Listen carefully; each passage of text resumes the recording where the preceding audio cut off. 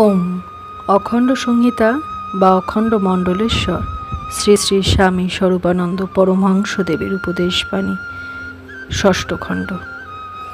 ভগবানই একমাত্র নিত্যবস্তু।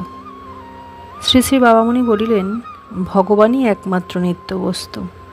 ভগবানই সত্যিকারের তুমি, সত্যিকারের আমি, সত্যিকারের সে। আমি, তুমি, সে, এদের কোনো পৃথক তাত্ত্বিক সত্যতা নেই। এসবই সত্যস্বরূপ সারাৎসার ভগবানের বিচিত্র প্রকাশ। নিত্য সত্য ভগবানকে সকলের ভেতরে দর্শন করো।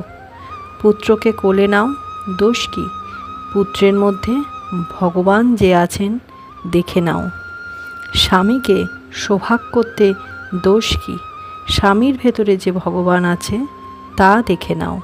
সকল কাজে, সকল ব্যাপারে যখন যার যেটুকু সংস্রবে আসছ তার সম্পর্কে যোগ্য কর্তব্য পালন করো, কিন্তু তার ভেতরে যে ভগবান আছেন তা দেখে নাও।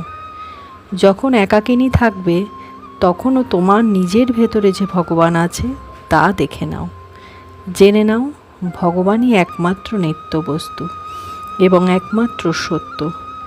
আমি আমি বলে যখন পড়শির সঙ্গে কলহ করো তখনও জানো যে আমি বলে কেউ নেই, আছেন একমাত্র ভগবান। তুমি তুমি বলে যখন প্রিয়জনের সঙ্গে প্রেম করো তখনও জানো যে তুমি বলে কেউ নেই, আছেন একমাত্র ভগবান।